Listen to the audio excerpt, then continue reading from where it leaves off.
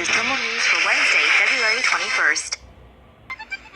Welcome to the chicken apocalypse. Chaos is breaking out all over the UK as hundreds of KFC stores shut down over a lack of chickens. The brouhaha started when the fried chicken giant dropped its old distributed partner and shacked up with DHL, which then proceeded to fail at its job miserably. The distribution mess-up meant more than half the outlets in the country were left with empty buckets and no chickens for frying. Thousands of hangry fast food customers had to turn elsewhere for their fried chicken needs, which sucks for Colonel Sanders. The good old Colonel is currently working on a solution, but unless he can mass-produce birds, doesn't look like anyone will be getting their 11 herbs and spices fix anytime soon. There are some KFC joints that remain open, but they have a limited menu, and the company can't say for sure when everything will be sorted out. Yep, there's plastic in your sea salt. Karmic justice comes swift with Mother Nature, as plastic waste we've been throwing in the ocean is now coming back to us, literally, via the food we eat. Microplastic particles typically flow into the ocean, since they're often too small to be filtered out by sewage treatment plants. The tiny pieces of plastic are mistaken for food and ingested by fish and other sea creatures. Seafood meant for human consumption often contain these particles, and now a new study shows that salt may also be a vehicle for plastic contamination. Researchers studied sea salt extracted from 8 different countries and found that nearly all were contaminated with 72 foreign particles. Scientists say that only the one from France was found to be free of contaminants. Particles were microplastics, 17 were pigments that may have once been plastic, and 4 were dust particles. 21 could not be identified.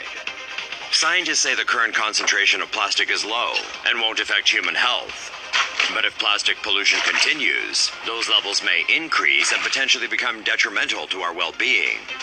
So for now, maybe ease up on the salt, and more importantly, reduce, reuse, recycle. Be nice to your colleagues.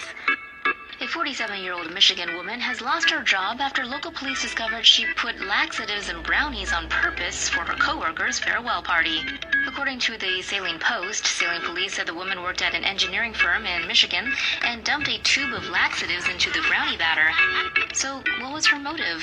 Well, the woman didn't like the coworker who was leaving.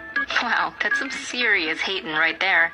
But before she could pass out the laxative treats, someone tipped off the company, allowing her supervisors to confiscate the brownie. All the cops. While questioning the woman, she denied putting the laxatives into the mix.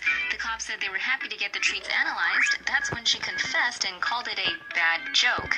Fortunately, nobody ate the brownies, and the company had no better choice than firing the woman and pressing charges against her for her little bad joke. In an interview with the Charlotte Observer, Saline Police Chief Jared Hart said a lot of the times movies or TV shows have someone attempting to put medication into food as a joke, but in fact it's very serious as it's both unnecessary and criminal. German Green Party proposes government handouts to pay for sex. If a Green Party politician in Germany has her way, a visit from a sexy nurse won't just be a plot point in a porn flick. That is, if you're disabled and low on funds. Elizabeth Scharfenberg, the party's care spokeswoman, wants the government to pay for the needy to have sex with prostitutes. She notes that a similar policy is already in place in the Netherlands. The policy allows those with severe health issues to claim sex with prostitutes as a medical expense. Scharfenberg said patients would need a medical certificate showing they can't achieve sexual satisfaction in other ways. They would also have to prove they can't afford to pay for sex. The mayor of Tübingen, who is also a member of the Green Party, attacked the proposal. He said it was well-intentioned ideas like these that caused the public to dismiss the Greens as unworldly oddballs. Prostitution is legal in Germany, where it doesn't carry the same stigma as in many other Western countries. It's already legal in Germany for prostitutes to visit nursing homes to service elderly residents. What do you think? Should the government help those in need pay for their sexy time? Let us know what you think in the comments section. Oh, YouTube. British kids were exposed to movie ads featuring a demonic monster attack ahead of YouTube videos showing Frozen and Minecraft clips. Britain's ad regulator, the Advertising Standards Authority, said kids have been unwittingly shown adverts for the new Insidious movie. Where were Where were they seeing these pre-roll ads? In front of Lego how-tos, cartoons, and the aforementioned Frozen and Minecraft videos. The BBC reports that Sony-owned Columbia Pictures said they were aiming the material at adult audiences and had removed children and unknown audiences from their targeting algorithm. Google-owned YouTube says it lets advertisers control their campaigns and are responsible for their own content. The errant ads were apparently seen December 2017 and January 2018 by kids and some adults who complained that they were distressing. The regulator said it received 5 complaints in total. The pre-rolls for the movie, rated 15 years and older in the UK, showed women screaming and a monster attacking a woman. The regulator told Sony to better target its ads in the future, but according to the BBC, an investigation by the company found it was YouTube's bots to be at fault. So, what does this all mean? Well, it's potentially nothing good for content creators. The BBC says in its report that it understands YouTube is, quote, now limiting its ads for mature content to a pre-vetted list of safe YouTube channels. If true, that means fewer ad dollars for other creators through no fault of their own. Third world parasite on the rise in U.S. South.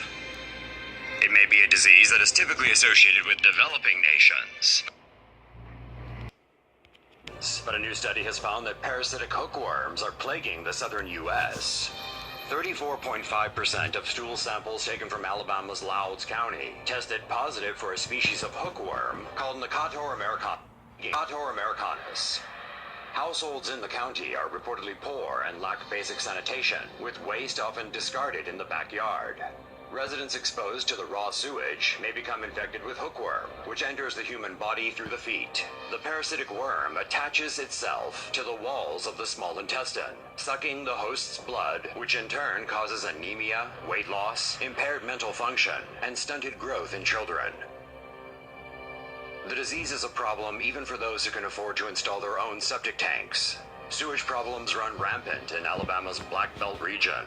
The area's loamy soil prevents water from draining into the ground, and heavy rains often cause septic systems to overflow or back up. Parasitic infections like hookworm are treatable with medication, but unless sanitation conditions improve, people will simply become reinfected with the disease. Sophisticated malware targets tech giants. A Windows utility tool meant to clean and optimize PCs has instead exposed hundreds of thousands to malicious software. Hackers were found to have embedded malware into the CC Cleaner software, exposing nearly 700,000 to an attack. The compromised CC Cleaner version was distributed between August 15th and September 12th, and taken down shortly after it was discovered. Data from the malware seized command and control center shows it specifically targeted high-profile tech firms. It scanned and profiled infected machines and sent system information to an external server. If a system met the malware's requirements, a second payload would be deployed to create a backdoor, which the attackers could use to spy and steal company intel.